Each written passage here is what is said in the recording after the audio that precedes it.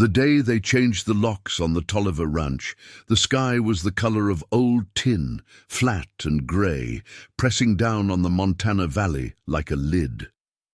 Grace Tolliver stood on the porch of the house she had lived in for 38 years, holding a cardboard box filled with her mother's recipes, a pair of work gloves, and a photograph of her father standing next to the old hay baler. Her brother Mitchell stood at the bottom of the steps, keys in his hand, a new brass padlock dangling from his finger like a trophy. Behind him, a pickup truck idled with a horse trailer hitched to it, already loaded with 2 of Grace's cows. "You got until noon," Mitchell said. He didn't look at her. He looked past her at the house, at the land, at the barn where the roof she had patched herself was still holding. The lawyer said noon. Grace didn't answer. She walked down the steps, set the box in the bed of her own truck, an old Ford with a dented tailgate and 300,000 miles on the odometer, and got in.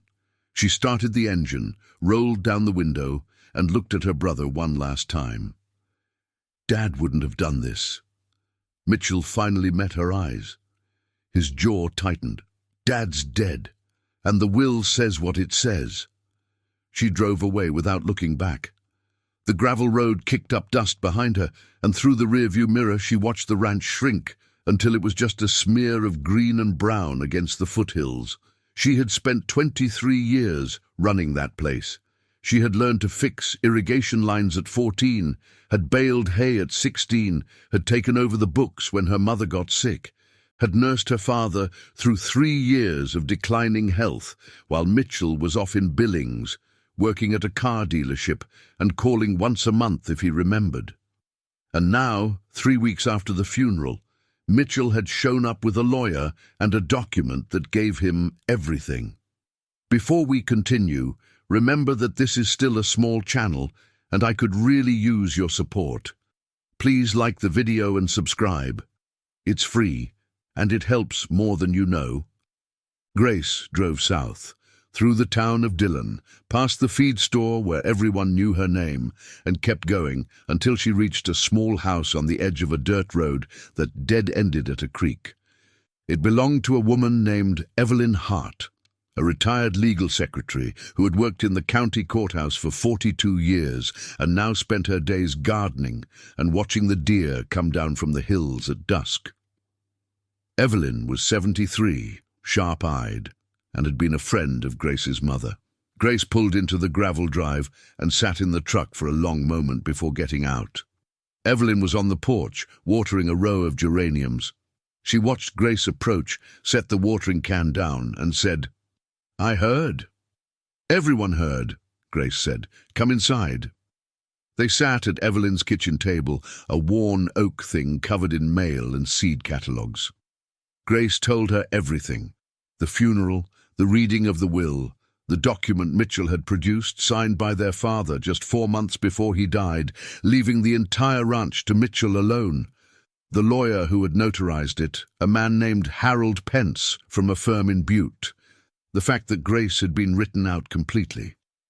The will was witnessed by Mitchell's daughter, Grace said. Kayla. She's 16. She was alone with Dad when he signed it. Evelyn's face didn't change, but her hands stopped moving. Who else was in the room? Just Kayla and the notary.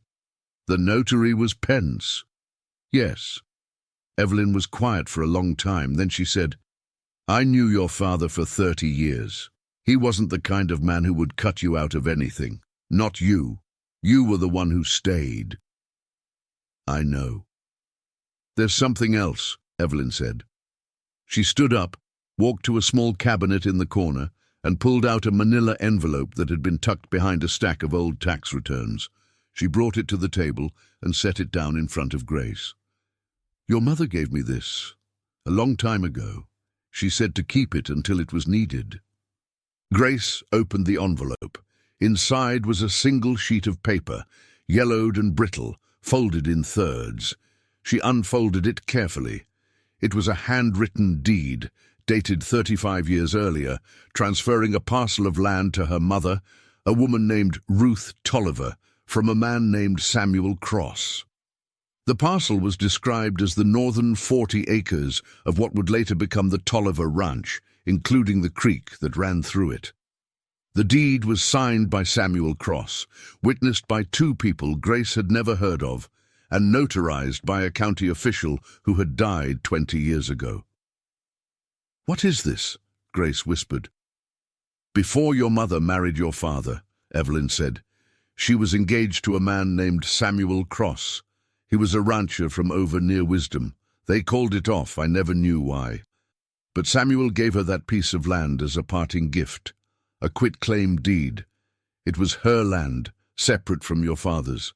And when she married your father, she brought it into the marriage, but it was never part of the estate. It was hers. Dad never told me. Your mother never told him either. She kept it secret. I don't know why. Maybe she was afraid it would cause trouble. Maybe she just wanted something that was only hers. But I remember her handing me this envelope and saying, 'If Grace ever needs it, you'll know when.'" Grace stared at the deed. The northern 40 acres, the creek. That was the best grazing land on the ranch. It was also where the main irrigation well was located. Without that water, the rest of the ranch was worth half as much. Mitchell had probably never even thought about it. He had taken the whole ranch, but he didn't know that 40 acres of it had never belonged to their father at all. "This changes everything," Grace said. "It changes everything," Evelyn agreed. "But you need a lawyer, and you need to move fast." Grace found a lawyer in Butte, a woman named Diane Okonkwo, who specialized in property disputes. Diane was 45, a former public defender who had gone private after winning a case that made the state news. She had a small office above a bakery, and the smell of sourdough drifted through the floorboards as she read the deed. "This is a valid quit-claim deed," Diane said. "It was properly notarized and recorded in the county clerk's office. But it was recorded under Ruth Tolliver's maiden name, which is why it never showed up in a standard title search on the ranch. Your father's name was never on it. So it's mine. It's your mother's. And since she predeceased your father without a will, it passed to you and Mitchell equally as her heirs. But wait." Diane pulled out a calculator and did some quick math. "Your mother owned this land separately. It was never part of your father's estate. So Mitchell's claim to the ranch doesn't include this parcel. He can't give what he doesn't own. But he's already using it. He's got cattle on it right now. Then he's trespassing." Grace filed a motion to quiet title, asking the court to recognize her ownership of the 40 acres. The hearing was set for 6 weeks out, but Mitchell found out within days.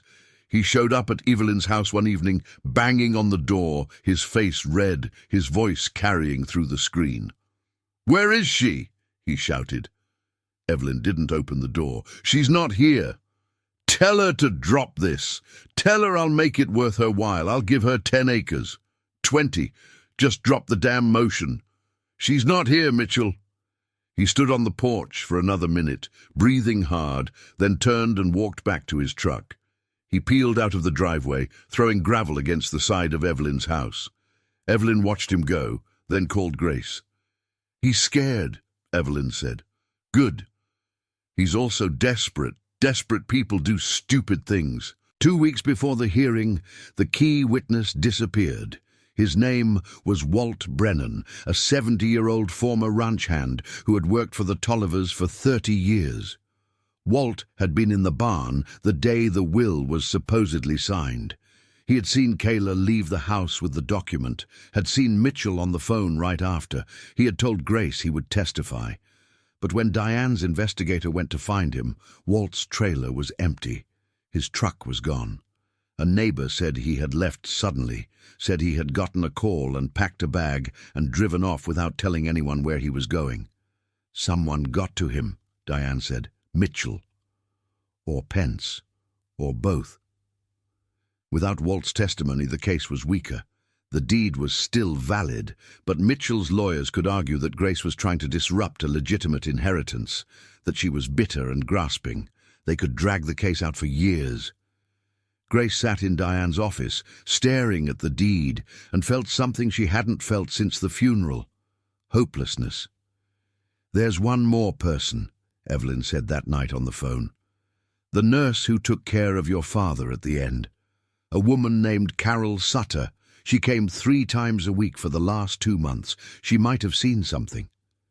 Grace found Carol Sutter living in a small house on the outskirts of Butte, surrounded by bird feeders and rose bushes.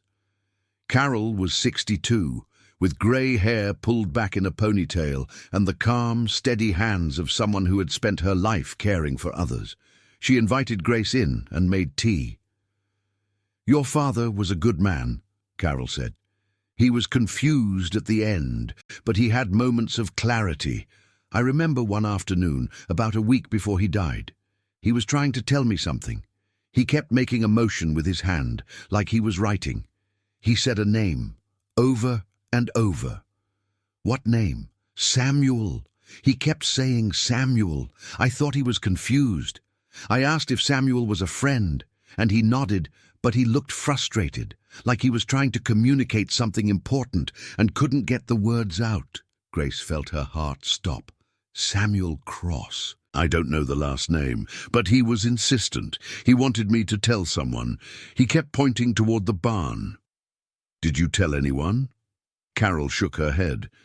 "I didn't know who to tell. I mentioned it to Mitchell once, and he said his father was just rambling.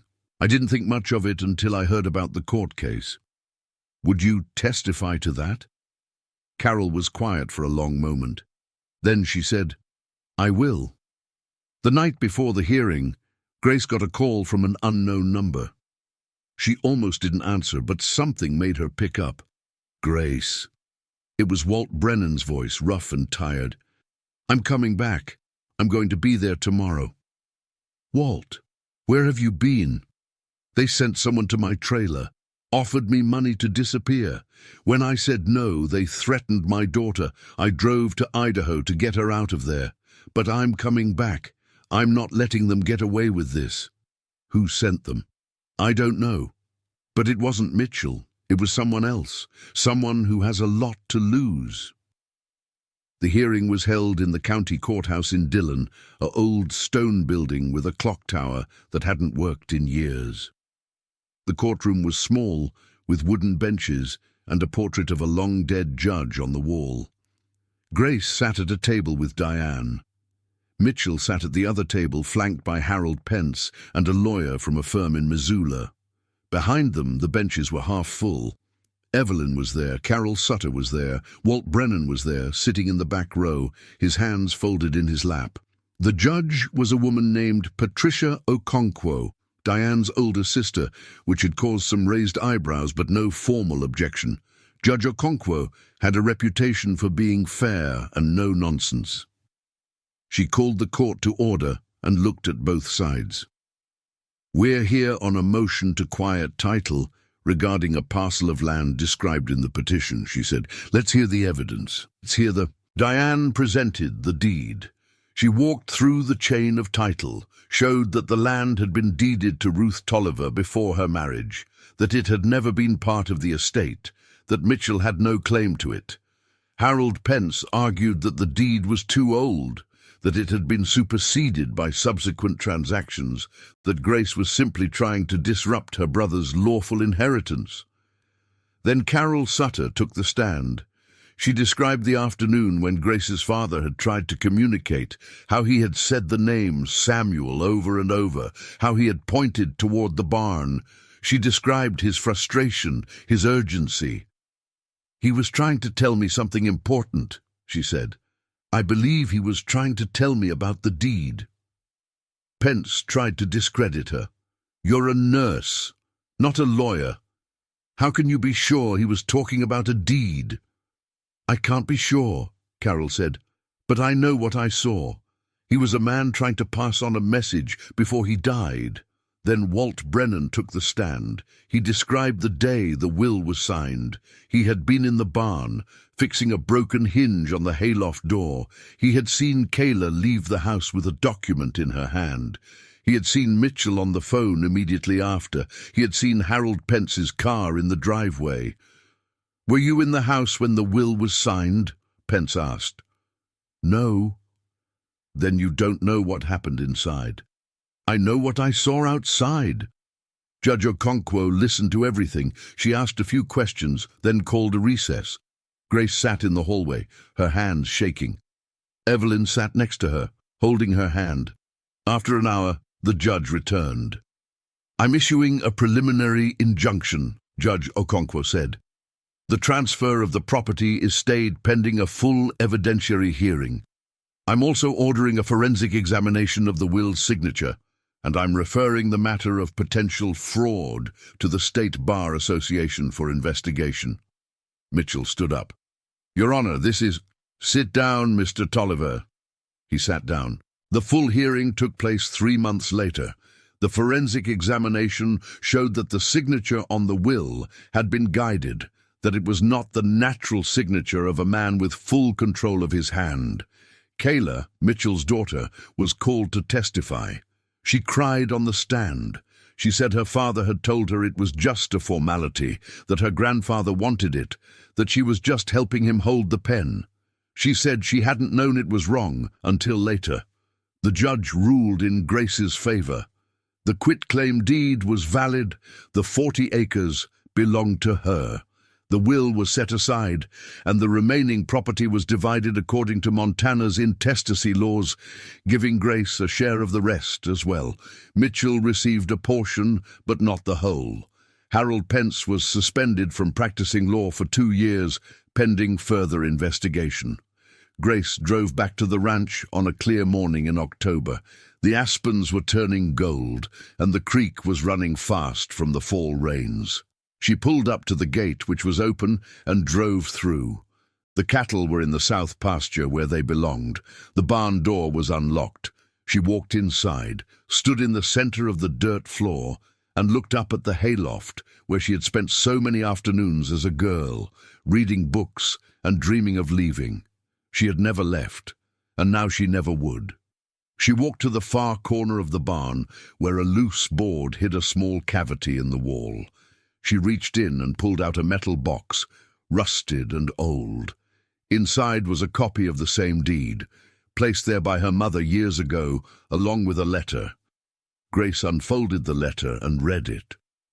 "My dearest Grace, if you're reading this, then I'm gone, and you've found the deed.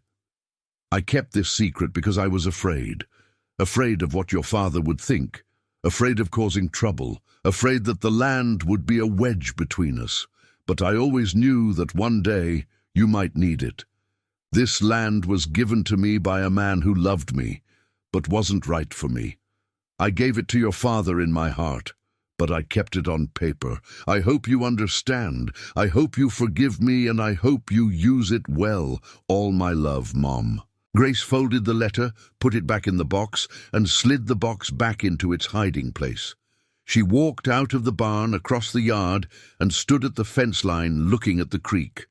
The water was clear and cold, and she could see the stones at the bottom.